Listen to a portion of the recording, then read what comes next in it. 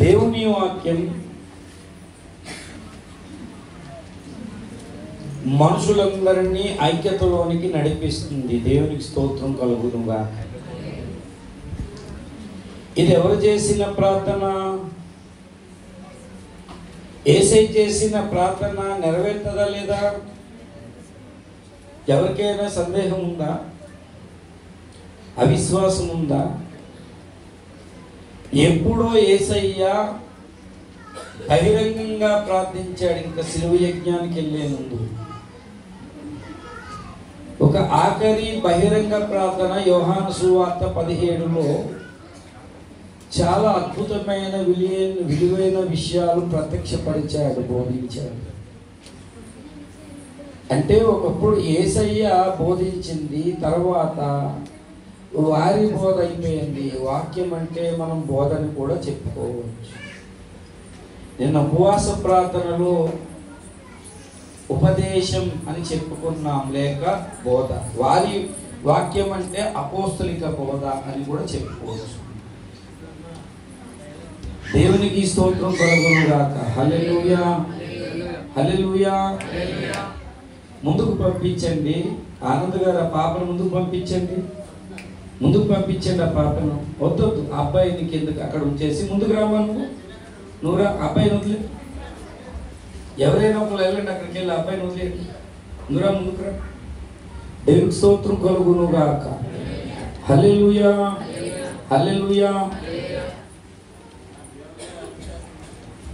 ఎవరైనా ఐక్యం అవ్వాలంటే వాక్యాన్ని బట్టి, బోధను బట్టే తప్ప కులాన్ని బట్టి, ఏరియాని బట్టి, భాషను బట్టి, జాతిని బట్టి ఐక్యత అనేది యేసుప్రభు కోరుకోవట్లేదు. యేసుప్రభు కోరుకుంది ఒక వాక్యం నన్ను దర్శించింది, అదే వాక్యం నిన్ను దర్శించింది. ఇద్దరు ఎలాగుండాలంటే ఆ వాక్యాన్ని బట్టి ఐక్యతలోకి రావాలి. శాంటిఫై అంటే పరిశుద్ధపరచడం, యూనిఫై అంటే ఏకీకరణ చేయటం, ఏకమై ఉండుట. ఈనాడు క్రైస్తవ సమాజములో, సంఘాలలో, విశ్వాసులలో, సేవకులలో ఏకత్వము లోపించింది, ఏకత్వము లోపించింది. కాగడ వేసి వెతికిన ఆ పాపను నన్ను ముందు పంపించదు, కూర్చోండి. ఐక్యత అనేది సంఘములో కనిపించటం లేదు. ఎవరైనా దేవుని బోధన బట్టి ఉపదేశాన్ని కరెక్ట్గా వింటే ఐక్యత. కిందటి వారం చెప్పుకున్నాం మనం. ముందు దేవునితో నువ్వు కరెక్ట్గా ఉంటే విశ్వాసులతో కరెక్ట్గా ఉంటామని. టైం అయిపోయింది, చాలాసేపు చెప్పానని మళ్ళీ ఇప్పుడు చెప్తున్నాను. దేవునితో కరెక్ట్గా ఉంటే వాక్యాన్ని బట్టి విశ్వాసులు కూడా ఐక్యతలోకి రాగలుగుతారు. దేవుని స్తోత్రం. దేవుని వాక్యమే, దేవుని సత్యమే మనుషులను ఏం చేస్తుంది? ఐక్యతలోనికి నడిపిస్తుంది. దేవుని స్తోత్రం. అందుకన్నాడు, నీ వాక్యమే సత్యము. దేవుని స్తోత్రం కలుగునుగాక. యేసయ్య చేసిన ప్రార్థన ఇది ఖచ్చితంగా నెరవేరుతారని నమ్ముతున్నాను. చాలా ప్రార్థనలు చేశాడు యేసయ్య. గెత్సెమనే తోటలో ప్రార్థన చేశాడు. తండ్రి నీ చిత్తమైతే అన్నాడు, మళ్ళీ నా ఇష్టము కాదు నీ చిత్తం అన్నాడు. ఖచ్చితంగా ఈ ప్రార్థన యేసయ్య చేశాడు కాబట్టి నెరవేరుతుంది, నెరవేరుతుంది. దేవునికి స్తోత్రం కలుగునుగాక. విచిత్రమైన విషయం ఏంటంటే, దేవుని బిడ్డలకు దేవుడంటే ఒక వణుకు, భయము లేదు ఈ దినంలో. కానీ బైబిల్లో దయ్యాలను గురించి దేవుడు రాశాడు. దయ్యాలు అంటే పడిపోయిన దేవదూతలు మాత్రమే. దయ్యాలంటే ఈ భూమి మీద చనిపోయిన వాళ్ళు యేసును నమ్మితే నిత్య జీవం పొందుతారు, లేకపోతే తీర్పు జరిగిపోయింది, వాడు జీవాన్ని పొందడు, మరణంలోనికి వెళ్తాడని బైబిల్ డైరెక్ట్ చెప్పేసింది. బైబిల్లో లోతైన మర్మము చెప్పాలి, ఉన్నట్టే చెప్పాలి. లోకంతో సంఘం రాజీ పడదండి. ఎందుకంటే లోకానికి సంఘం ఇచ్చే సందేశం ఏంటంటే మొట్టమొదట ఈ నామము తప్ప మరి ఏ నామమున రక్షణ లేదు. కానీ విచిత్రం ఏంటంటే ఉదయకాలం ఆ పడిపోయిన దేవదూతల్లో చూడండి, దేవుడు ఎందుకు రాశాడని నాకు అనిపించింది లేఖనాలు. యాకోబు పత్రిక 2వ అధ్యాయం చూస్తే, యాకోబు పత్రిక 2వ అధ్యాయం దయచేసి 19వ వచనములో, దేవుడు ఒక్కడే నువ్వు నమ్ముచున్నావు, మంచిదే. దయ్యాలకి నీకు తేడా ఏంటి? దయ్యాలు నమ్మేం చేస్తున్నాయి? వణుకుతున్నట్టే భయపడుతున్నాయి. కానీ నీకు భయం ఎక్కడుంది? ఈనాడు సంఘాలలో దయ్యాలకు దేవుడు అంటే భయం ఉంది, కానీ దేవుడు సృష్టించిన మనుషులు, బాప్తిజం పొందిన వాళ్ళు వణుకు లేదంటే ఎలా ఉండమన్నాడు? మీరు గడగడ వణుకుచూ సంతోషించండి దేవునికి స్తోత్రం, హల్లెలూయా. ఆయన కుమారుని ముందు పెట్టుకోండి, ఆయన గోపిని గడగడా వణుకుచూ సంతోషించండి దేవుడు. ఈనాడు సంఘాలలో దయ్యాలకున్న అవి నమ్మే నేను నమ్మే తేడా ఉంది. అది అవసరం అప్పుడు యాకోబు చెప్పడం. ఇంకా విచిత్రమైన సంఘటన బైబిల్లో చెప్పాడు, చాలా మంది నమ్మలేదు. మన నాస్తికులు అంటే అర్థం ఏంటి? దేవుడు నమ్మని వారు. క్రైస్తవ నాస్తికులు కూడా ఉన్నారు, కొన్ని విషయాలు నమ్మరు. దైవం ఏంటి నాకు చూపించంటాడు. యేసునామంలో బంధిస్తున్నానంటే చూపించని అడుగుతాడు. చూపించడానికి అదేమైనా తాజ్మహల్? అదృశ్యంగా ఉంటాయి అవి. అదృశ్యమైనవి ఉన్న ఒకటకు రుజువునై ఉన్నది. వాటికి మనకి తేడా ఏమిటి అంటే, మనకు శరీరము, ప్రాణము, ఆత్మ. వాటికి ఆత్మ ప్రాణం తప్ప శరీరం ఉండదు వాటికి. అందుకే యేసయ్య అంటాడు, ఏమంటాడంటే, ఇగో నా ఎముకలను పట్టుకో, నన్ను పట్టుకో, భోగం అనుకుంటున్నారు కదా శిష్యులకు అంటాడు. వాటికి ఏముండవు, ఎముకలు ఉండవు. బెలూన్ పట్టుకుంటే ఎలా ఉంటుందో అలా ఉంటాయి. ఆల్రెడీ టచ్ చేసిన వాళ్ళు అనుకుని చెప్పారు, బెలూన్ లాగా ఉంటాయి. కాబట్టి దయచేసి దెయ్యాల నుంచి ఈనాడు దెయ్యాలు కూడా ఈ దేవుడు అంటే భయపడుతుంది. ఈ మత్తయి సువార్తలో ఈ అపవిత్ర ఆత్మలను గురించి చెప్పాడు యేసయ్య. మత్తయి సువార్త చూడండి, మత్తయి సువార్త 12వ అధ్యాయంలో మనం చూస్తే దీనిని ఏమంటారు? 40 దయచేసి చూడండి, 43లో చెప్తారు. అన్క్లీన్ స్పిరిట్ అనేది ఉంది. ఒక మనుషుని వదిలిపోయిన తర్వాత అది విశ్రాంతిని వెతుకుచు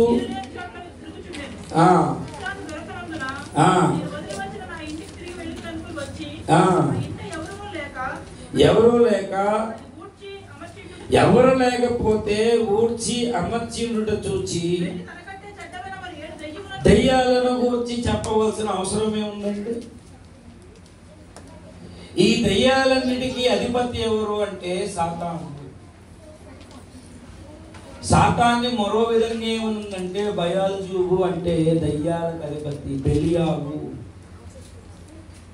ఈ కొరింథీ సంఘము ఎవరితో సహవాసం చేసింది? క్రీస్తుకి బెలియాలకి ఏంటంటాడు? బెలియాలంటే సాతాను యేసయ్యకి సహవాసం కుదురుతుందా? కుదరదు. ఈయన స్వభావం ఏంటండి? సత్యము. వాడి స్వభావం ఏంటి? అబద్ధం. అబద్ధానికి సత్యానికి పొసగదు, సెట్ అవ్వదు. ఇద్దరి మధ్యన ఐక్యత సెట్ అవ్వదు. కొంతమందిని ప్రార్థన చేసుకుంటే కొంతమంది పెద్దోళ్ళు నన్ను అడిగారు, నీ శత్రువును క్షమించు అని ఉంది. సాతాను కూడా అయితే సాతాను కూడా క్షమించమంటావా? సాతాను సంబంధికులు కొంతమంది నాడు సువార్తను వ్యతిరేకిస్తున్నారు. సువార్త ఎవరైనా వ్యతిరేకిస్తున్నారంటే ఖచ్చితంగా సాతాను సంబంధి అయి ఉండాలి. ఒకప్పుడు నువ్వు బాప్టిజం పొందినప్పుడు ప్రతి ఒక్కరు ఎవరి అధికారంలో ఉన్నాము, అపోస్తుడైన పౌలు అనుభవం చెప్తున్నాడు. అక్కడ దేవుడు పౌలును ఎన్నుకుంటూ మనం అందరం ఒకప్పుడు అధిపతుల నుంచి బయటకు వచ్చాము. అపోస్తుల కార్యములు 26వ అధ్యాయం చూద్దాం, చూడండి. అపోస్తుల కార్యములు 26వ అధ్యాయంలో మనం చూస్తే అక్కడ ఒక మాట పౌలు సాక్ష్యం ఇస్తున్నాడు, చెప్తున్నాడు. దేవుడు 16 పద్ధతి కలిపి ఉంటాయి. నీవు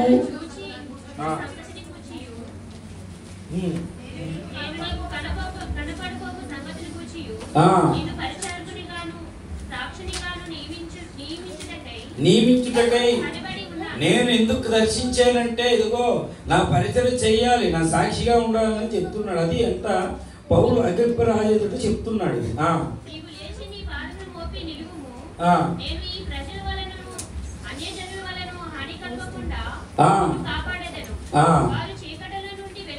చీకట్లోంచి వెలుగులోనికి.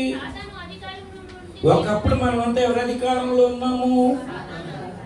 ఇది అర్థం కావడానికి ఈ ఇశ్రాయేలు ఎవరు బానిసత్వంలో ఉన్నారు? ఫరో బానిసత్వంలో ఉన్నారు. ఎక్కడ ఆ బానిసత్వం నుంచి ఎక్కడికి వచ్చారు? యెహోవా దగ్గరికి ఏంటంటే అధికారంలోకి వచ్చారు. దేవుని స్తోత్రం. వాళ్ళు ఒకప్పుడు ఆ రాత్రి చీకట్లో ఉన్నారు. వాళ్ళ రాత్రి ఏం చేశారు? చీకట్లో నుంచి వెలుగులోనికి వచ్చారు. దేవుని స్తోత్రం. హల్లెలూయా, హల్లెలూయా. కాబట్టి మనందరం ఒకప్పుడు సాతాను అధికారంలో ఉన్నాము. ఎప్పుడైతే దేవుడు మన మనోనేత్రాలు వెలిగించాడు, అంతకుముందు ఏం చేశాడు? యుగ సంబంధం అనే దేవత దేవుడు తప్ప అందరం అర్థమయ్యేటట్టు చేశాడు. దేవునికున్న హోదా ఏంటంటే నీతి సూర్యుడై స్వార్థ ద్వారా మన మీద ప్రకాశించాడు. మన మనోనేత్రాలు తెరిచి ఈయన నా పాపంలో కొరకు సిలువలో తన పరిశుద్ధ రక్తాన్ని కార్చేయడానికి మన మనోనేత్రాలు వెలిగింపబడి ఇక్కడికి వచ్చాము. మనం యేసు లేఖనముల ప్రకారం పుట్టాడు, లేఖనం ప్రకారం మరణించాడు, లేఖనం ప్రకారం తిరిగి లేచాడు, లేఖనాల ప్రకారం త్వరలో రాబోతున్నాడని నమ్మాం మనం. అది మన విశ్వాసం, మన ఫెయిత్. కూర్చోలేము, అది మన విశ్వాసం. అంతకుముందు మనలో రకరకాలు నమ్మినా నమ్మకపోయినా రకరకాల దయ్యాలు ఉన్నాయి. ఒక దయ్యం వదిలితే మరలా కొంతమంది ఏం చేస్తున్నారంటే 7 దయ్యాలు వచ్చి కూర్చుంటాయి. నీరు లేని చోట్లంటే నువ్వు లోపల దేవుని చోటు ఇచ్చి దేవునితో సహవాసం చేస్తే అది నీరు లేని చోట్లంట. అంటే వాక్యం ఎవరి హృదయంలో ఉండదో, ఎవరైతే సహవాసానికి ప్రాధాన్యత ఎవరో, ఎవరైతే దేవునికి ప్రాధాన్యత ఎవరో, వాక్యానికి ఎవరో, వాళ్ళు పనిచేసి ద్వేషాన్ని పుట్టిస్తారు, పగను పుట్టిస్తుంది, అబద్ధాలను పుట్టిస్తుంది. అది ఈ స్థితి మొదట కరెక్ట్గా చాలా చిన్న స్థితే, కానీ లాకటి స్థితి ఏమైపోతుంది? కడపటి స్థితి చాలా చక్కదైపోతుంది. మొదట ఒక దయ్యమే, ఇప్పుడు ఎన్ని దయ్యాలు? 7 దయ్యాలు. దయ్యాలంటే ఎవరు? పడిపోయిన దేవదూతలు. ఒకప్పుడు దేవుణ్ణి సేవించిన వాళ్ళు దేవదూతలు. సైతానుగాడు అబద్ధాలు నమ్మి ఈ యొక్క ఆకాశ మండలంలో ఉన్నాయి. దయ్యాలు పట్టిన వాళ్ళు ఎలా ఉంటారు అంటే, దయ్యాలు పట్టిన వాళ్ళు ఈనాడు 18 సంవత్సరాలు అంటే ఆవిడకి యవనస్తురాలు దెయ్యం పట్టేసింది. పట్టేసి ఎలా ఉన్నాడు? ముసలాల్లో తయారయ్యింది, నడుము. ఎవరి కుమార్తె ఈవిడి? అబ్రహాం కుమార్తె. చూడండి లూకా సువార్త 13వ అధ్యాయం చూడండి. లూకా సువార్త 13వ అధ్యాయం. యేసు ప్రభు వారు చెప్తూ పండ్ల కాలం గురించి మాట్లాడుతూ ఆ 11లో అక్కడికి చెప్పాడు. చూడండి, ఎన్నో వచనం 10-11 విశ్రాంతి దినమున బోధించినప్పుడు ఆ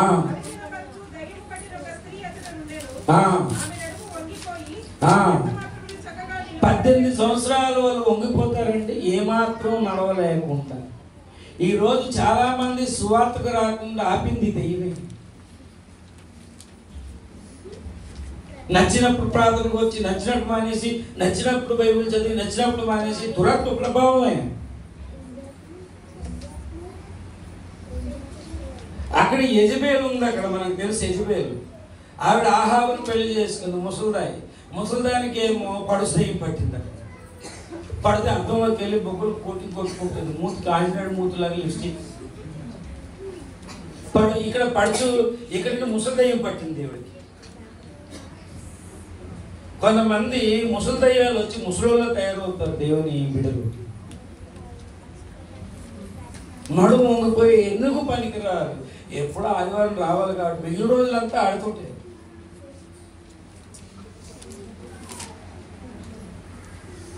ఒక ఏరియాలో సండే స్కూల్ డ్రామా జరుగుతుంది.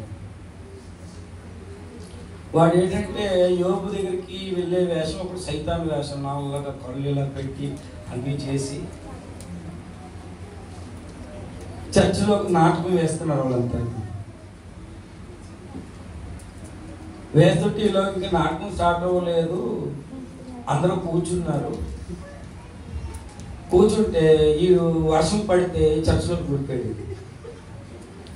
అందరూ చూసే పారిపోయి సైతం వచ్చిందని. ఒక ముసలిదాయి మటుకు,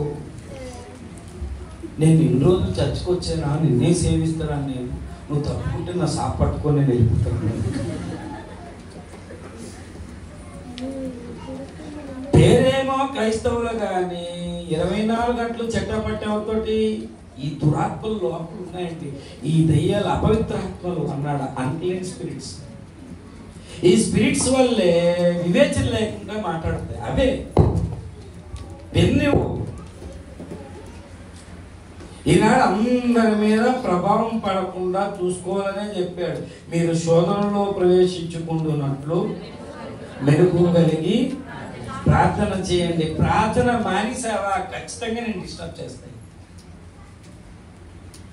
వ్యక్తిగత ఆత్మీయ జీవితం ఆరోగ్యంగా ఉండదు.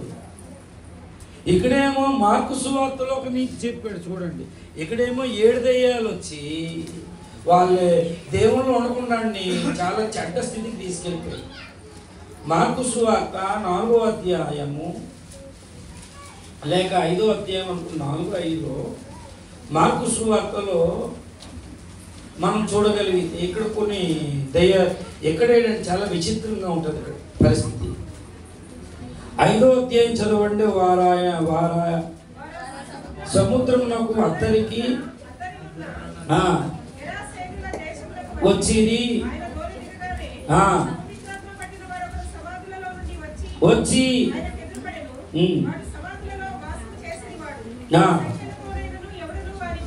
వాటిని బంధింపలేకపోయారు. ఎవరు సంఖ్యలు వేసి వాటిని ఈజీగా తుత్తనీలుగా చేస్తున్నాడు. దాన్ని ఎడుగు అంటే ఏం కాకుండా తెప్పేస్తున్నాడు పట్టుకొని. అప్పుడు యేసయ్య ప్రాంతంకి వెళ్ళారు. 5వ వచనంలో వాడు ఎల్లప్పుడూ నిద్ర ఉండదు. కొంతమంది దెయ్యం పడితే నిద్ర ఉండదండి. రాత్రి మొదలు ఎక్కడికి వెళ్తున్నాడు? సమాధుల్లోనూ రాళ్ళతో గాయపరుచుకొని యేసును చూచి పరిగెత్తుకొని వచ్చి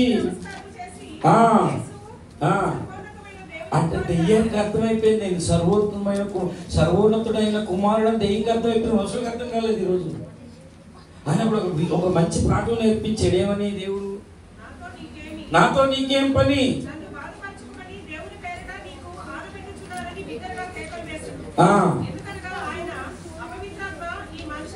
ఒక అపవిత్రాత్మని విడిచిపెట్టమని అని చెప్తుంటే ఎందుకో దేవుడు డౌట్ వచ్చి పేరు అడిగాడు. వాడు నా పేరు అంటే ఒక్కడా అనేకుల అనేకులు ఒక్కడలాగంటే అనేకులందరూ కలిపి ఇక్కడ నాకు దేవుడు నేర్పిన పాఠం ఏంటంటే దెయ్యాలన్నీ ఐక్యత కలిగి వేసే ప్రార్థన చేసేయాలని ఈనాడు విశ్వాసులు ఐక్యత లేకుండా ప్రార్థన చేస్తున్నారు. దెయ్యాలు ఏకత్వం కలిగి ఉన్నాయి. చూడండి, మేము అనేకులము దయచేసి ఆ పందుల మందులోకి వెళ్ళిపోయేటట్టని ఐక్యతతో వేడుకున్నారు. దెయ్యాల కన్నా హీనమండి మనం సంఘాల్లో ఐక్యత. యేసయ్య ప్రార్థన చేస్తున్నాడు, వీరు ఏకమై ఉండులాగునా అనేది. ఎక్కడ ఐక్యత ఉందండి సంఘాలలో? దెయ్యాలు నమ్మి వణుకుచున్నాయి, వాడికి వణుకుంది. దెయ్యాలేమో ఇది చూడండి, ఒకరు లోనికి వెళ్ళి ఐక్యంగా దూరే 7 దెయ్యాలు ఎంత ఐక్యంగా ఉన్నాయండి. ఇక్కడ ఐక్యంగా ప్రార్థన చేస్తున్నాయి. అపోస్తులు చూడండి, దెయ్యాలు యేసు ప్రభువుని పోలును గుర్తుపెట్టాయండి. చూడండి అపోస్తుల కార్యములు చూడండి, అపోస్తుల కార్యములు యూదుడనే స్కవియన్ అనేది అక్కడ అపోస్తుల కార్యంలో రాశాడు. చూడండి, దయ్యాన్ని ఎల్లగొట్టాలని ఒకడు ప్రయత్నం చేస్తాడు అపోస్తుల కార్యంలో.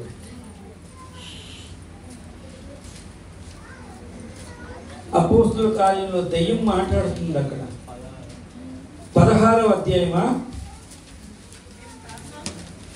అది పూతోననే దయ్యం. అదేమంటుంది ఆ దయ్యము?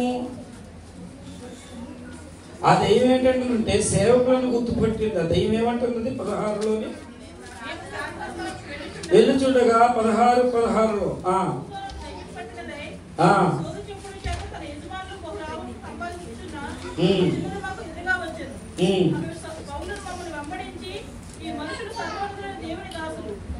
అంటే దెయ్యానికి అర్థమైపోయింది సర్వోన్నతుడైన దేవుని దాసుడని. మనుషులకు అర్థం కాదు, సేవకుని గుర్తుపట్టట్లేదు. ఈరోజు సర్వోన్నతమైన దేవుని మార్గం ప్రచురించే వారని దయ్యానికి అర్థమైంది, విశ్వాసానికి అర్థం కాదు. దయ్యాలను నేర్చుకోవాలి. ఎందుకు రాశాడు బైబిల్ అంటే ప్రతిదీ మనం నేర్చుకోవాలి.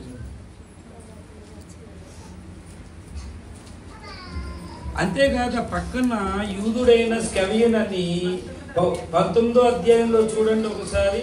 ఆ పౌలు శీలైనంత బలమైన కార్యం చేస్తూ వాళ్ళు యేసునామములో దెయ్యాలు వెళ్ళగొడతాయి. ఒకడు ట్రై చేశాడు. అది 13లో 13 చదవండి. అప్పుడు దేశ సంచారులను యూదులు యేసుతోడు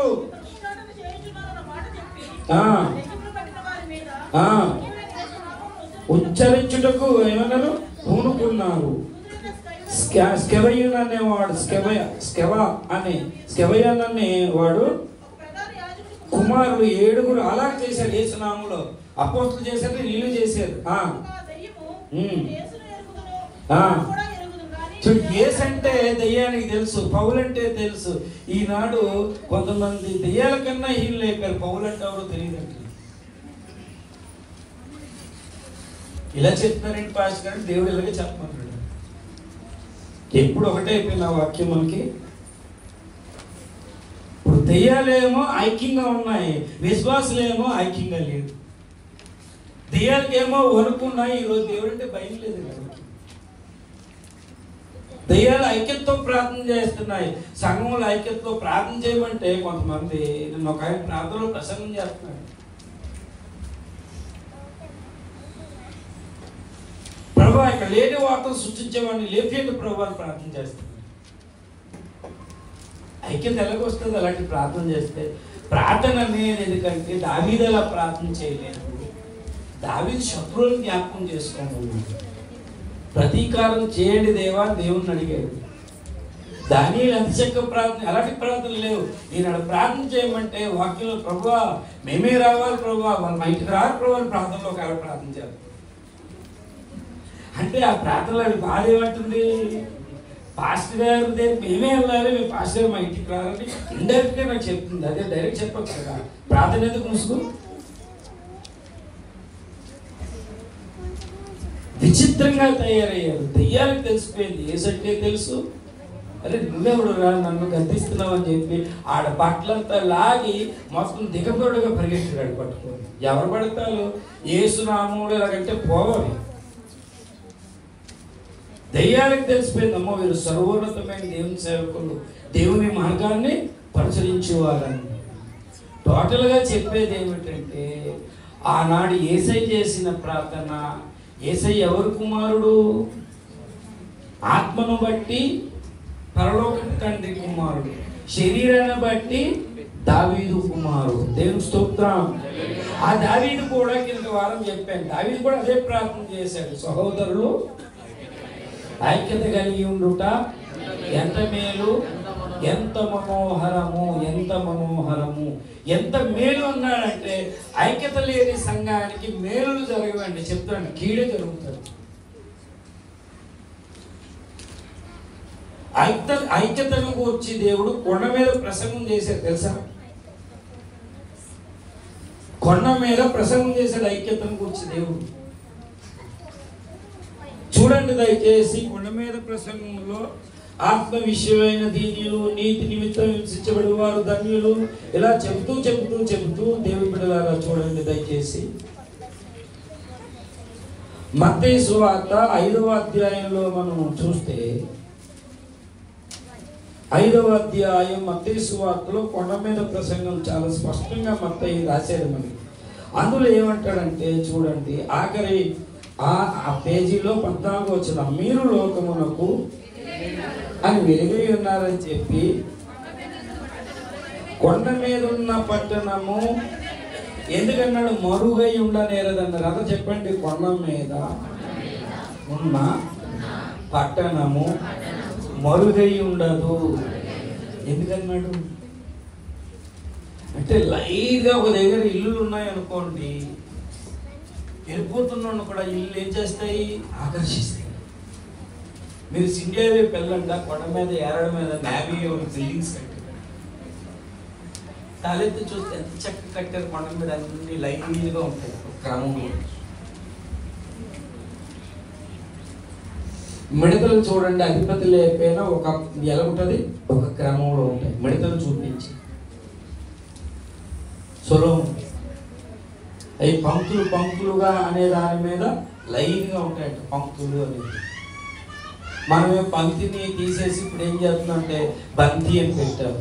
భోజనాలు దగ్గర ఎన్ని బంతులు అయ్యారు? బంతులు కాదు, పంక్తులు. ఒరిజినల్ లోడ్ ఒక పంక్తి అంటే ఒక లైన్, అలా లైన్గా ఉంటాయి, ఎంత క్రమంగా ఉంటాయి, ఎంత ఐక్యంగా ఉంటాయి మిడతలు. వాటికి అధిపతి లేడు. కాబట్టి కొండ మీద ఉన్న పట్టణం అంటే అర్థం ఏంటి? పట్టణం అనగా అర్థము అనేక ఇల్లుల సముదాయము. అల్లిపురంలో నేను చూసాను, అలా ఇలా రోజు చూస్తాను. ఇదేంటే పోలీసు క్వార్టర్స్ అని ఇంగ్లీష్లో ఉంటుంది, పోలీస్ సముదాయం అని ఉంటుంది. అనేక ఇల్లు సముదాయము పట్టణం. దీనిని ఎఫెసీ పత్రికలో చెప్పాడు. మనం రెండు ప్రస్తావించాడు. ఎఫెసీ పత్రిక 5వ అధ్యాయం చూడండి. ఎఫెసీ పత్రిక 5వ అధ్యాయంలో పౌలు అన్నాడు, అటు ఇశ్రాయేలీలు మనలను ఏకం చేసి ఒక్కనే చేశాడు, ఏకపురుషుడని. తర్వాత చూస్తే అక్కడ కింద భాగానికి వచ్చినప్పుడు 2వ అధ్యాయం కింద భాగములో అక్కడ అన్నాడు, ఏమన్నాడు? 18వ వచనం, ఆయన ద్వారా మనము అంటే ఇశ్రాయేల్లో మనము అని చెప్పి, కాబట్టి మీరికి మీదట పరదేశులు కాక ఏక పట్టణస్థము దేవుని ఇంటి వారు అన్నాడు. కొండ మీద ఉన్న పట్టణము అన్నాడు. పట్టణం అంటే అర్థం ఏంటండి? అనేక ఇల్లు. మనం ఇక్కడ నుంచి ఒక కుటుంబం వెళ్ళిపోయింది అనుకోండి, దేవుడు ఒక కుటుంబం అంటే ఇల్లు వెళ్ళిపోయింది. మనం దేవుని ఇంటి వారు. ఒక కుటుంబాన్ని దేవునితో పోల్చాడు. ఈ కుటుంబాలని కలిస్తే దేనితో పోల్చాడు? ఏక పట్టణము. దేవుని స్తోత్రం. హల్లెలూయా, హల్లెలూయా. ఆ కొండ మీద ఉన్న పట్టణం అంటే ఐక్యత, అనేకులు ఆకర్షిస్తారు. ఎవరైనా ఒక అనిజం లోనికి వచ్చారు అనుకోండి, అమ్మ ఇంత జనం లోపల ఉన్నారు అంటే యేసయ్య కొరకు ఇంత ఐక్యత కలిగి ఉన్నారని సందేశం అంటారు. ఆ దినము సమీపించిన కొలది మనం కూడుకోవడం వల్ల కూడా ఒక మెసేజ్ కలిగి, ఇండైరెక్ట్గా మెసేజ్ ఏంటంటే యేసు ప్రభు అమ్మో యేసు ప్రభు కొరకు పుట్టుకున్నారు. యేసయ్య బిడ్డలు వీళ్ళు. యేసయ్య జననం మరణం అని మనకు తెలియకుండానే మనం ప్రకటిస్తున్నాం. మనం దేవుని స్తోత్రం కలుగును. ఈనాడు సంఘాలలో ఐక్యత లేకుండా దెయ్యాల మధ్య ఐక్యత ఉన్నాయి, దెయ్యాలకి భయం ఉన్నాయి, దెయ్యాలకి ఏసంటే ఎవరో తెలుసు కానీ ఈ రోజుకి ఏసంటే నీకు తెలియదు, పౌలు అంటే తెలియదు, సేవకుడు అంటే అసలు అర్థమే తెలియలేదు నీకు. ఐక్యత లేదు ఈనాడు. ఐక్యత కుటుంబాలకు ఐక్యత లేదు, భార్యాభర్తల మధ్య ఐక్యత లేదు, భార్యాభర్తలకు పిల్లలకి ఐక్యత లేదు. ఈనాడు ఈ ఐక్యత లేనప్పుడు సంఘాల ఐక్యత ఎలా ఉంటుంది? ఐక్యత లేకపోవడము ఒక వ్యభిచారం, ఒక దొంగతనం ఎంత పాపమో, సంఘముల ఐక్యత లేకపోవడం కూడా అంతే పాపము. ఐక్యత కలిగి ఉంటేనే అది మేలు. ఏం మేలు అంటే అక్కడ ఆశీర్వాదం ఇస్తాడు దేవుడు, అక్కడ జీవం ఉంటుంది. దేవునికి స్తోత్రం. ఐక్యత ఉంటే పరిశుద్ధాత్మ దేవుడు బలముగా దిగి వస్తాడు. దేవునికి స్తోత్రం. హల్లెలూయా, హల్లెలూయా. ఈనాడు చాలా ఎలాగ ఐక్యతలోకి రాగలం అంటే దేవుని వాక్యము అందరికీ చూడండి వేరువేరుగా అర్థమవుతూ ఒకేలా తీసుకోరు వాక్యాలు. నా కొరకే అని తీసుకోరు వాక్యాలు. ఐక్యత లేకపోవడానికి మొట్టమొదటి కారణం ఏంటంటే ఈనాడు సంఘంలో ఐక్యత లేకపోవడానికి మొట్టమొదటి కారణం ఏంటంటే పాపం చేసిన వాడికి పరిశుద్ధుడికి ఐక్యత చట్టం.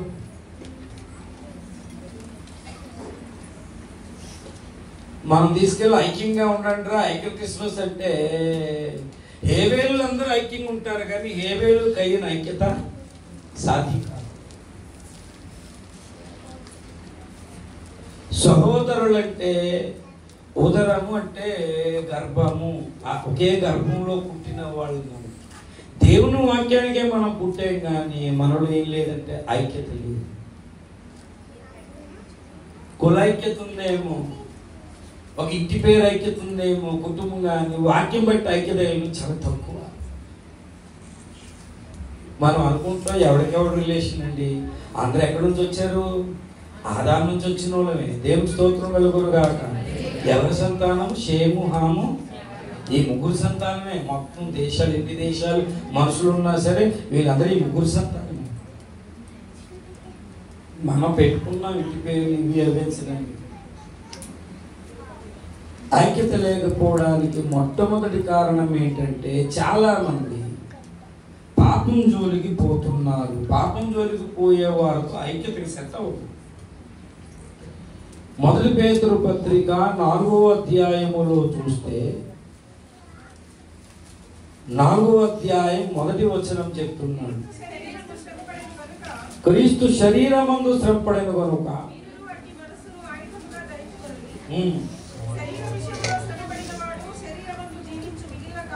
ఈ శరీరమందు జీవించే కాలంలో మనం ఉన్నాం. నీవు లోపల ఆశలు పెట్టుకొని నువ్వు నడిస్తే నువ్వు ఎలా నడవాలి అంటే దేవుని ఇష్టానుసారంగా నడవాలి. అంటే వీడు పాపం జోలికి వెళ్తుంటే దేవుని ఇష్టం కాకుండా జీవిస్తే ఇద్దరు మధ్య ఐక్యత ఎలా ఉంటుంది? ఇప్పుడు ఇక్కడ ఈ పిల్లలు ఉన్నారు, వెళ్ళారన్నా అయ్యా నిలబడు, ఇలా నిలబడి, ఇక్కడ సహర్షగా నిలబడు, రా ఇలా రా. వీళ్ళిద్దరి మధ్యన ఐక్యంగా ఉండాలి అంటే ఇప్పుడు చెప్పారు ఏంటంటే వీళ్ళు లోపల ఆశలు వదిలి, మనుజాశలు వదిలి, పాపం జోలికి పోకుండా ఇతడు ఉండాలి, ఇతడు ఉండాలి. లేకపోతే ఇద్దరికి ఏముండదు, ఐక్యత ఉండదు. వీడు పాపంలో ఉన్నాడు, వాడేమో ఆశలు వదిలేసి ఉన్నారు. పాస్టర్ గారు ఐక్యంగా ఉండమంటే ఎలా ఉంటారండి? కొంతమంది ఏమో సంవత్సరానికి ఒకసారి ఈ పాప కూడా వచ్చేసింది. ఎక్కడ ఈ పాప లేకుండా ఎవరిని పిలిచారంటే ఉంటుంది. మా ఇద్దరికి ఐక్యత ఉండలేదు. మా ఇద్దరికి ఎలా ఉంటారండి? ఐక్య క్రిస్మస్ అని పెడతారు. అర్థం ఏంటంటే ఎంతవరకు ఐక్యత లేదని వాళ్ళే చెప్తున్నారు. మన క్రైస్తవుల ఐక్యత ఏమంటున్నారు? క్రైస్తవుల ఐక్యత అంటే ఐక్యత లేదనే కదా వర్తిల్లాలంటున్నారంటే అర్థం ఏంటి? ఇండైరెక్ట్గా చూడండి, ఐక్యత లేదనే ఆ నినాదం చేస్తున్నారు. కాబట్టి వీడు దేవుని పట్ల ఆశ కలిగి ఉండాలి, వీడు దేవుని పట్ల ఆశ కలిగి ఉంటే ఇద్దరికి సెట్ అవుతారు. కిందటి వారం చెప్పింది వీడు దేవునితో కరెక్ట్గా ఉండాలని చెప్పాను కిందటి వారం. ఈ వారం ఏం చెప్పాను? వీడు వాడు కరెక్ట్ అలా ఉండగలిగిన వాళ్ళు కూర్చోండి. అలా ఉండగలిగిన వాళ్ళు ఎవరంటే యోహాను, యేసయ్య. యేసయ్య తల్లి ఎవరు? మరియా. యోహాన్ బాప్తిస్మా యోహాన్ తల్లి ఎవరు? గర్భాలు వేరైనా వీళ్ళిద్దరు ఎంత చక్కగా ఉన్నారంటే యేసయ్య యోహాను రచించాడు. స్త్రీలు కనిన వారిలో బాప్తిస్మా యోహాను కంటే గొప్పవాడు పుట్టలేదు. యోహాన్ ఏమన్నాడు? ఆయన నచ్చవలసి ఉన్నది అంటే ఐక్యత సెట్ అవుతుందా లేదా? ఇదే మాట ఫిలిప్పీ పత్రికలో చెప్పాడు. 2వ అధ్యాయం ఫిలిప్పీ పత్రిక 2వ అధ్యాయంలో ఈ మాట చెప్పాడు. ఫిలిప్పీ పత్రిక 2వ అధ్యాయం. ఇదేమో మనుజాశలతో ఉంటే ఐక్యత అవుతుంది. ఇద్దరు దేవుని పట్ల ఆశ కలిగి ఉంటేనే సెట్ అవుతుంది. మొదటి విషయం. రెండవ విషయము, కావున ఏ హెచ్చరిక అయినను, ప్రేమ వల్ల ఆదరణ అయినను, ఏ సహవాసమైనను, ఏ దయారసమైనను,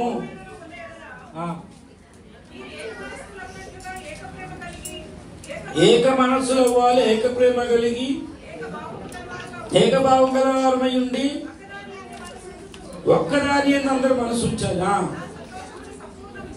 నా సంతోషం తన ఆత్మీయ పిల్లలు చెప్తున్నాడా? సంతోషం. ఖర్చలొత్తు మీ మధ్యన ఏమి చేయకండి. చెప్పండి మాట, వినయమైన మనసు గలవారై ఒకని కంటే ఒకడు యోగ్యుడని ఎంచుకొనొచ్చు. ఎంత మంచి మాట అండి. దేవుని స్తోత్రం. యోహాన్ ఏమంటాడు? యేసయ్య ఇతడు చాలా గొప్పవాడని యోగుడు ఎంచుతున్నాడు. యోహాన్ యేసయ్యని ఏమంటున్నాడు? నీవు ఎత్తవలసి ఉంది. ఈనాడు సంఘాలలో అలా హెచ్చించుకుంటున్నాం. ఒకరు ఆనంద్ గారు ఉన్నారు, వయసులో నాకంటే ఆయన యోగ్యుడని నేను అనుకోను. ఆనంద్ గారు అనుకోవాలి నాకంటే పాస్టర్ గారు యోగ్యుడు. ఈనాడు ఎవరికి వాళ్ళు యోగ్యులుగా లేరు. ఇగో ఆవిడ పాపం చేస్తుంది, ఇతను పాపం చేస్తుంది, ఈ పాపం చేస్తుంటే ఐక్యత ఎలా వస్తుంది? ప్రేమ అనేది కప్పాలా విప్పాలా? ఎక్కడ కప్పుతున్నారు? ఐక్యత ఎక్కడ ఉంది? ఒకడు ఎవరైనా నా మీద కామెంట్ చేశారండి. కామెంట్ విన్నాను, పోనీలే ఏదో తెలియకన్నదాన్ని క్షమించేస్తారంటే ఐక్యత ఉంటుందా లేదా? ప్రేమించి సహించి క్షమాపణ ఎక్కడైతే ఉందో అందుకు దేవుడు కొంతమందికి బహుమానం ఇస్తాడు. దేవుని స్తోత్రం. హల్లెలూయా. ఇతడు ప్రేమను నిలుపుకోవడానికి చూశాడు, ఆమె ప్రేమ నిలుపుకోలేదు. ఆమె ప్రేమ నిలుపుకోవడానికి చూసింది, కానీ అతడు ప్రేమను నిలుపుకోలేదు. ఇంకా ఎక్కువ చేసాడు లేనిపోని. వీళ్ళేమో ఇంకోళ్ళ కోసం చెప్పడం, వీళ్ళేమో పడలేని వాళ్ళు ఇంకోళ్ళ కోసం చెప్పడము, వీళ్ళంతా డ్యామేజ్ చేయడం సంఘాన్ని. ఎవరి కోసం నాకు ఎందుకండి, నేను పట్టించుకొని ఎవరి కోసమైనా చెప్పారా? మోకరించి ఏం చేయాలి? ఎవరైనా మరణకరమైన కానీ పాపంలో ఉంటే ఏం చేయమన్నాడు? ప్రార్థన చేయమన్నాడు. నాకు ఎందుకండి? నాకేమవసరం?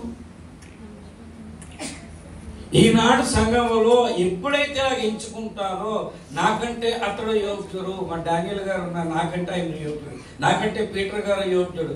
నాకంటే విశ్వాసం వస్తున్నాడు యోగ్యుడు అని విశ్వాస విషయాల మధ్య నేను లేదు. ఒకరికొకరు పోటీలు ఇండైరెక్ట్ గా కోల్డ్ వార్లు జరుగుతున్నాయి విశ్వాసం. ఈయన ఎప్పుడు తప్పు దొరుకుతారా, ఈయన ఎప్పుడు తప్పు దొరుకుతారా, ఇయే కానీ పోలే. నాకంటే అతడు యోగ్యుడిని ఎంచుకోలేకపోతుంది. బామన్న గారు ఇలాంటి పరిస్థితి చూసి నక్సలైట్ చనిపోయాడు. ఆయన ఒక పాట రాశాడు. ఏమని? ఏ పాట అది? ఐక్యతను ఇవ్వండి ప్రభువా సంఘం. ఐక్యతను ప్రభు, సమైక్యతను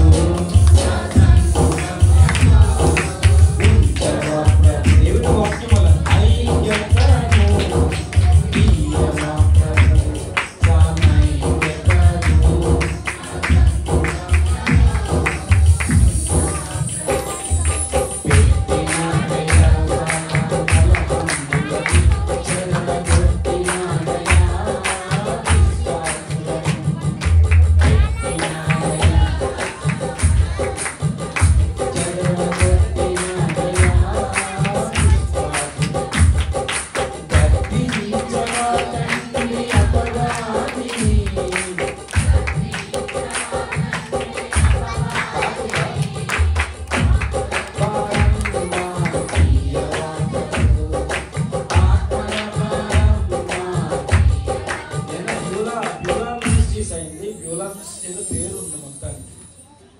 తెలుసా గుర్తులేదు. మా గాజులో కేజీకి వచ్చినప్పుడు వెళ్ళాను బాబన్ గారి ఇంటికి.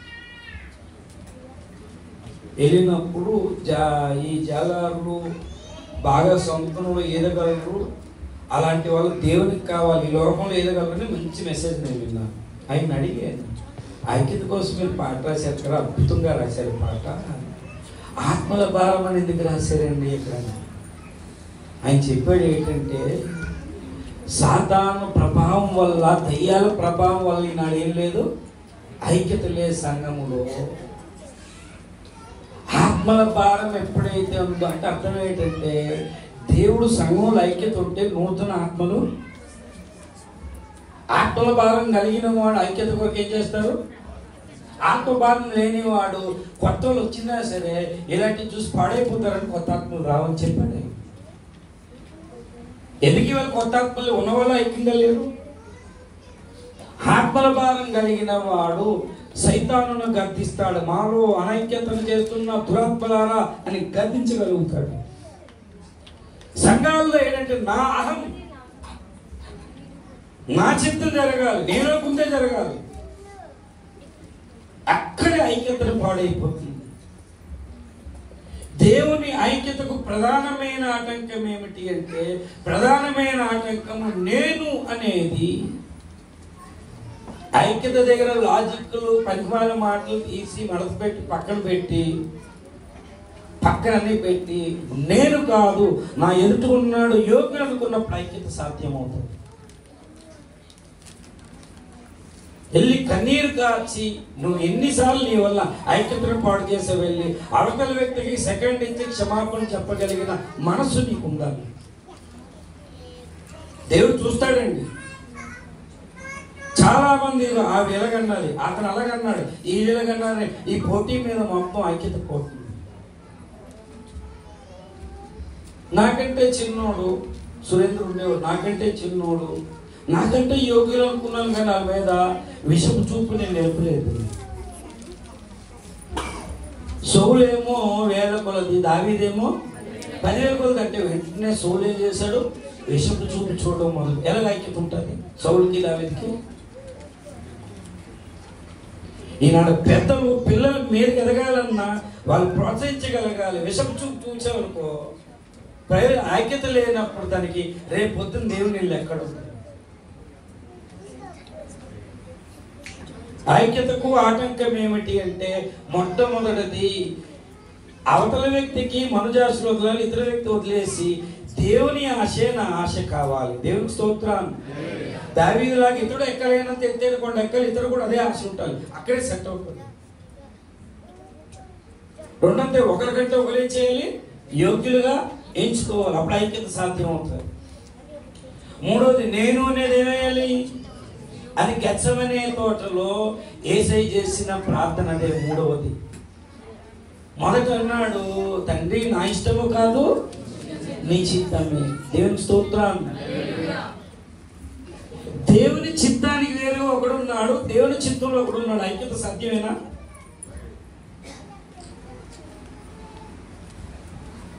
అది ఎవరు రాశారు కానీ ఆ పాట, తండ్రి ఈ పాత్ర తొలగన్ నీ చిత్తమైన ఎడల, తండ్రి ఈ పాత్ర తొలగన్ నీ చిత్తమైన ఎడల,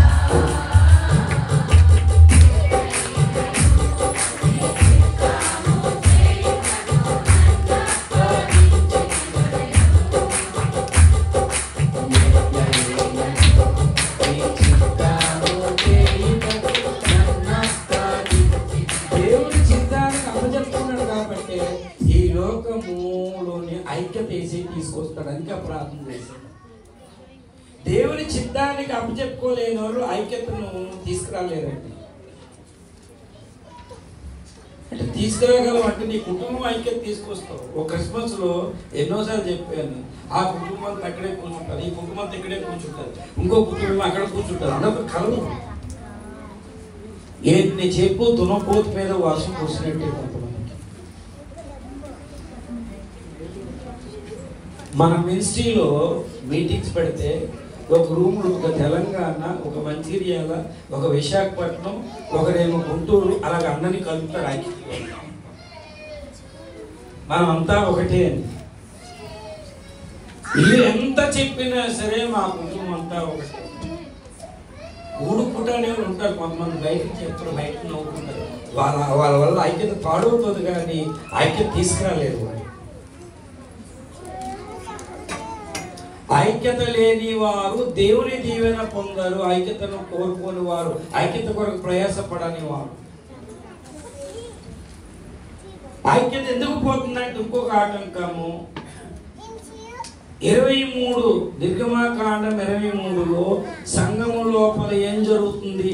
ఐక్యతను ఆటంకపరిచేది లేని వార్తలను పుట్టించుట. నెంబర్ 1. ఏ వార్తలు? లేని వార్తలను పుట్టించినప్పుడు ఎలా చెప్పాలి? సమాధానపరచువారు సాధ్యమేతో ఇతను సమాధానపరచాలే తప్ప అవును ఆ సిస్టర్ గారిని ఇలాగన్నారని నాకు చెప్పామనుకోండి ఐక్యత వస్తుందా? లేని వార్తలను పుట్టించుట, ఇంకా అన్యాయపు సాక్ష్యం పలుకుట. నువ్వు చెప్పలేదా? అన్యాయపు సాక్ష్యం చెప్పలేదా? నువ్వు లేని వార్తను పుట్టించలేదా? ఈ ఉదయకాలం ప్రభరాత్రి భోజనం కూర్చున్నావు, చేయలేదా నువ్వు? లేని వార్తను అన్యాయం సాక్ష్యం పలకలేదా? దుష్టుతోటి అన్యాయం తిప్పడానికి కలవలేదా నువ్వు? అదేనా చెప్పాడు అక్కడ. పాపం జోలికి వెళ్ళొద్దన్నాడు, ఇక్కడ దుష్టుని జోలికి వెళ్ళొద్దన్నాడు. చూడండి, దుష్టుడు అంటే ఆడేనండి, దయ్యం. వాడు జోలికి వెళ్ళొద్దన్నాడు. కొంతమంది సహవాసానికి వచ్చి ప్రార్థన మానేస్తారని పిల్లలే పిల్లలు ఇది అదే ఎక్కడ ఇది దయ్యాల ప్రభావం. ఐక్యత కొరకు ఉపవాసుడి ప్రార్థన చేయాలి. చాలా రోజుల నుంచి చూస్తున్నాను. సంఘాల మధ్య ఐక్యత లేదు, పాస్టర్ల మధ్య ఐక్యత లేదు, విశ్వాసుల మధ్య ఐక్యత లేదు. ఒక సంఘం కానీ దయ్యాల మధ్యనే ఉంది. చూడండి, ఒకరోజు అట్లా నరకంలో పడేస్తారు, వాటికన్నా ఏమైపోతుంది. వణుకు లేదు నీకు ఈరోజు. 23 అందుకే ప్రతి ఒక్కరు ఎలా అనుకోవాలంటే దావీదులాగా 23వ కీర్తన చూడండి. 23 అన్నందుకు 23 ఇక్కడ 23 నుంచి కీర్తన 23కి వద్దాం. మనం ఏముంది? యెహోవా చెప్పండి, యెహోవా నా కాపరి అంటే నేనేమవుతాను? యెహోవాకు గొర్రెనవుతాను. ప్రతి ఒక్కరు యెహోవా కాపరత్వంలో ఉంటే, యెహోవా నా కాపరి అయితే నేనెవరు? యెహోవా సొత్తు. ఆయన కష్టం వచ్చినా నా నష్టం వచ్చినా ఆయన సొత్తు. నాకు కష్టం వస్తే ఆయన చూసుకోవాలి. నన్ను చంపిన బ్రతికిచ్చిన ఆయన ఇష్టమన్న కమిట్మెంట్ కలిగిన వాళ్ళని ఈనాడు సంఘమంతా కలిపి ప్రతి కుటుంబం యెహోవా నా కాపరి అంటే ఖచ్చితంగా ఐక్యత వస్తుందండి. యేసయ్య గొర్రెల కాపరి, తప్పేరు కుమారుడు ఏంటంటే పందులు కాపరి అయిపోయాడు. అక్కడికి పందులు పొట్టు తిందా, పందులు తోలుకోలేడు. దెయ్యాలన్నా పందులోకి వెళ్ళి పట్టుకోండి. యేసయ్య గొర్రెల కాపరా, పందుల కాపరా? ఈనాడు విశ్వాసులు ఏంటంటే పందులతో పోల్చాడు. ఏం చేశారు? ఒక తన వాటికి తిరిగినట్లు మళ్ళీ మామూలు బయటికి వెళ్ళదు. కక్ష ఒకరికొకరు కక్ష ఉండి ఏం లేదు. అన్ని జనుల మధ్యన ఐక్యత లేకుండా దేవుని నామాన్ని వీళ్ళు అవమానపరుస్తున్నారు. దూషించబడుతుంది దేవుడు. సంఘాలలో ఐక్యత లేని సంఘం అదే కొండ మీద పట్టణము. ఎందుకంటే ఐక్యంగా ఉన్న పట్టణంలో ఒక్కరిని ఏం చేస్తుంది? ఆకర్షిస్తారు. కుటుంబంలో ఐక్యత ఉండాలి, సంఘములో ఐక్యత ఉండాలి. అందుకే ప్రార్థన చేశాడు, తండ్రి నీ వాక్యం వలన వాళ్ళు ఏం కావాలి? ఎన్ని బోధలు వింటున్నాం కానీ బోధన ఏం చేస్తున్నాం? పక్కన పెట్టినప్పుడు ఐక్యత ఎలా సాధ్యం? దయచేసి ప్రభురాత్రి భోజనం ముందు దేవుడు నిన్ను అడుగుతాడు. ప్రభు బల తీసుకున్నప్పుడు ప్రతి ఒక్కరు పరీక్షించుకోవాలి. ఈరోజు ప్రతి మనుషుడు తను తాను పెట్టున్నారా? ప్రతి మనుషుడు తను తాను దీక్ష ఇట్రా ప్రతి మనుషుడు తన్ను తాను పరీక్షించుకొనవలెను. ఏమని పరీక్షించుకోవాలంటే సాటి విశ్వాసులు ఎంతవరకు ఉన్నాం. ఎందుకంటే నేను కొన్ని ఇళ్ళు చూస్తున్నాను, పక్కనే ఉంటారు కానీ ఐక్యత, ఒకే సంఘంలో ఉంటారు కానీ సెకండ్లు ఇచ్చుకొని చూసాను. ఒకే సంఘాలు ఉంటారు కానీ వందనాలు చెప్పుకోరు. పెద్ద మెండం వచ్చినట్టు అటు తిరిగి వెళ్ళిపోతారు కొంతమంది. చాలా మంది నాడు తెలిసిన ఐక్యత లేదంటే ఇంకా కక్ష లోపల పెట్టుకున్నావు అంటే నువ్వు క్రైస్తవురాలు కాదు, క్రైస్తవుడు కాదు. క్షమించి ఈ రోజు నుంచి, విడిచిపెట్టి ఈ రోజు నుంచి. ఇశ్రాయేలీలందరూ ఎలా ఉండాలి ఐక్యత? ఒక్క మనుషుడు అయినట్టు సగం ఉండగలిగితే పోరాటం కరెక్ట్గా ఉంటుందండి. దేవుని స్తోత్రం. పోరాటంలో గెలుపుమంది. అందరూ ఇద్దరు ముగ్గురు ఏకీభవించి ప్రార్థన చేస్తే ఈ భూమి మీద బంధిస్తుంది, పరలోకంలో ఎంటర్ బంధిస్తాడు. ఈ భూమి మీద ఇప్పుతుంది, విప్పబడుతుంది. ఐక్యత లేకపోవడం వల్ల కార్యం జరగట్లేదు సంఘం. ఐక్యత లేకపోవడం వల్ల సైతాన్ గాడికి లాభం. ఐక్యత లేకపోవడం వల్ల మతోన్మాదులకు లాభం. ఐక్యత లేకపోవడం వల్ల ఆశీర్వాదం, శాశ్వత జీవము లేదు. ఐక్యతకు తొలిపెట్టి ఏమిటంటే అతను నాకంటే యోగ్యుడు, అతను హెచ్చవలసి ఉన్నది, నేను ఎంత తగ్గించుకుంటే అంత మంచిది. తను తాను తగ్గించుకునేవాడు హెచ్చింపబడతాడు. క్షమించడం, ఐక్యతకు పాటుపడేవాడు క్షమిస్తాడు, సహిస్తాడు.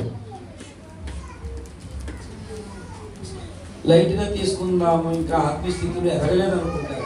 ఆత్మీయస్థితులు ఎదిగిన వాళ్ళు ఒకేలాగా ఉన్నారు. నువ్వు సంఘానికి ముందు వచ్చావు, వాళ్ళు వెనకాలకు వచ్చారు, వాళ్ళు కొన్ని పాఠాలు నేర్చుకున్నాడు అలాగే ఉన్నాడు, నేర్చుకోలేని వాళ్ళు అలాగే ఉన్నారు.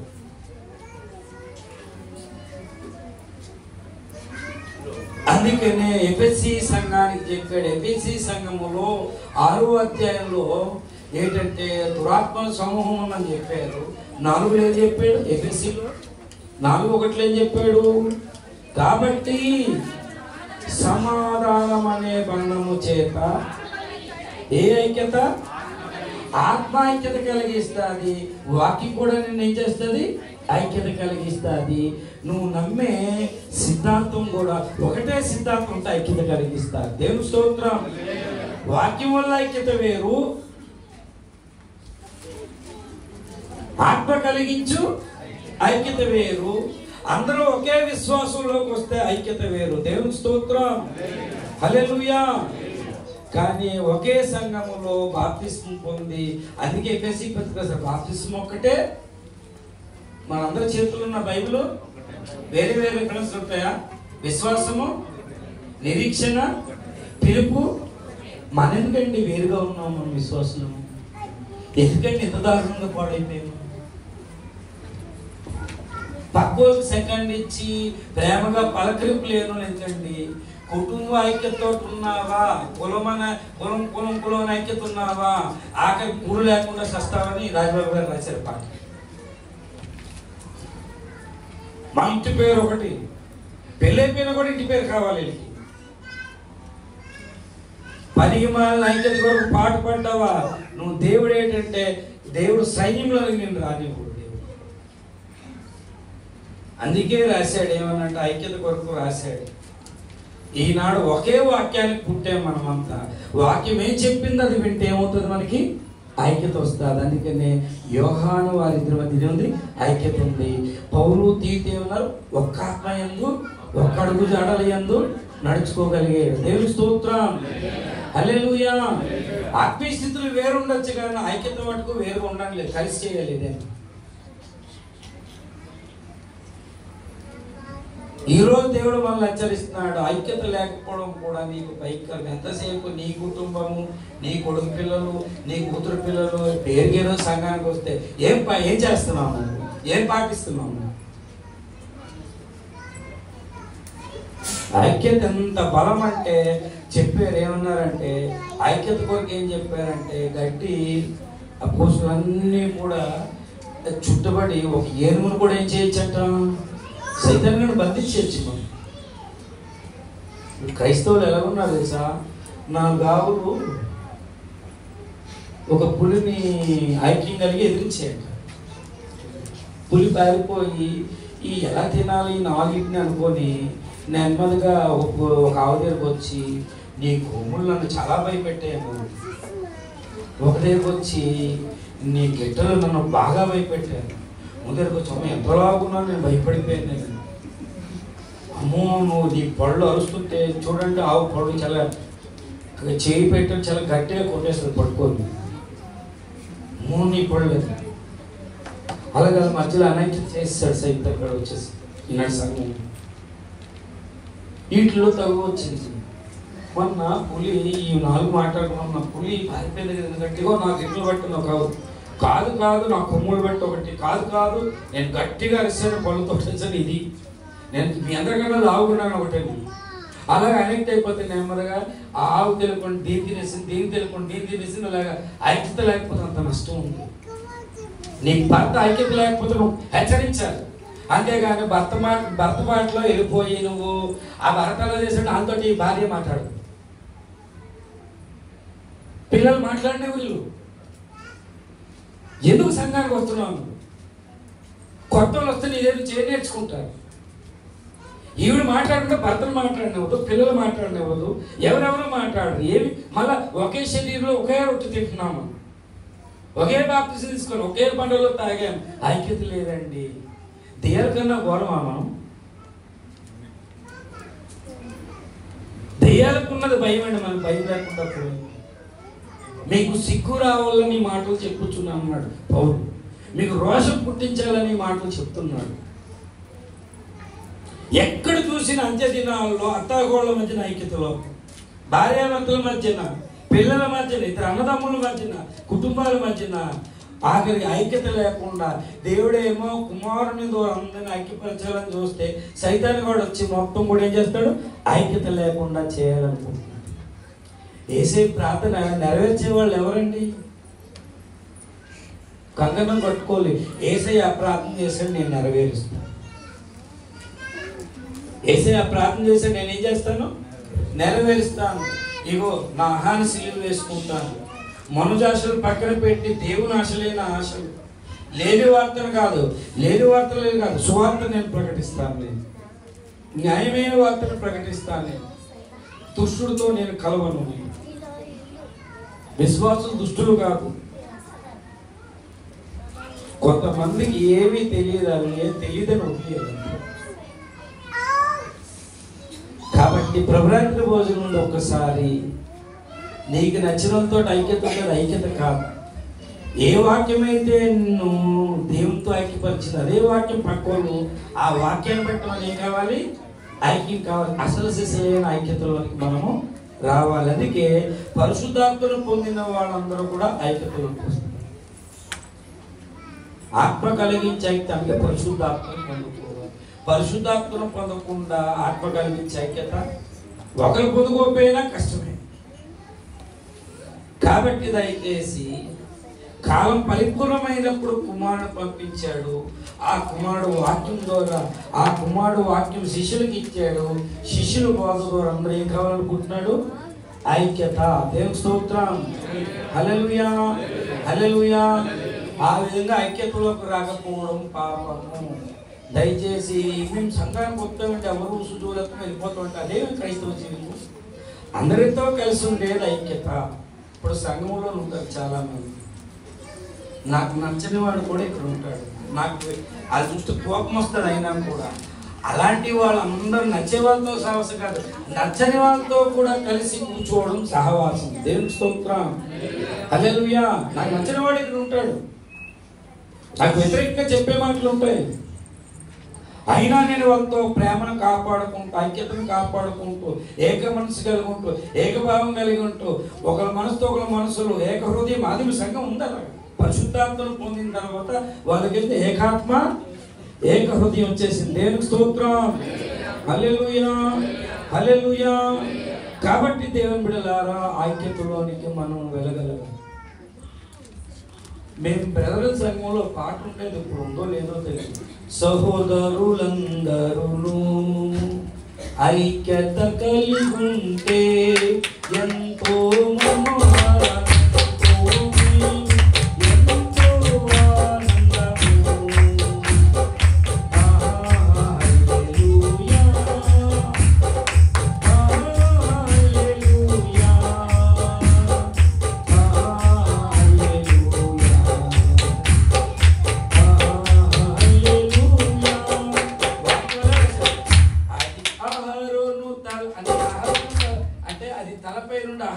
కట్టం దగ్గరకు వచ్చేదని పాట ఎంత అద్భుతమైన పాట లేదు. బ్రదర్ సంఘంలో నేను నేర్చుకున్నాను. ఉందా? ఎంత అద్భుతమైన పాట. సహోదరులందరూ ఐక్యత కలిగి, కులము లేదు, మతము లేదు, జాతి లేదు, భాష లేదు, మేము క్రీస్తును బట్టి ఐక్యత, వాక్యాన్ని బట్టి ఐక్యత, సత్యాన్ని బట్టి ఐక్యత అనేది మనకు రావాలి. దేవునికి స్తోత్రం. సహోదరులందరూ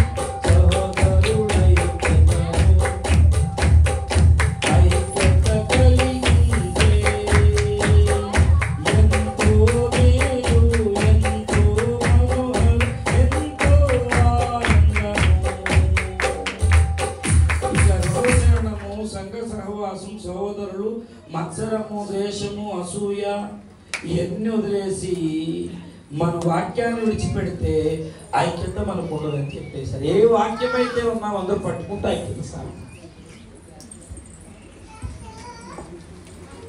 ఐక్యత లేని వారు, పాటుపడని వారు కీడును అనుభవిస్తారు. ఐక్యత కొరకు పాటుపడేవారు మేలును అనుభవిస్తారు. జాగ్రత్త. దయ్యాలను చూసి అవి ఐక్యం ఉన్నాయి, మనం ఐక్యం లేకపోతే అందరినీ నీ ఆహాన్ని పక్కన పెట్టి, గర్వాన్ని పక్కన పెట్టి, నీ స్టేటస్ని పక్కన పెట్టి, సాటి సహోదరులతో వాక్యాన్ని బట్టి ఆత్మ కలిగించి ఐక్యం, ఒకే విశ్వాసం ఐక్యంగా ఉండి కొండ మీద పట్టణంలాగా అనేకులను ఆకర్షిద్దాం. దేవుడి మాటలు దీవించునుగాక. మోకరించి మనల్ని మనం పరిచయం చేసుకుందాం. రండి. ఇలా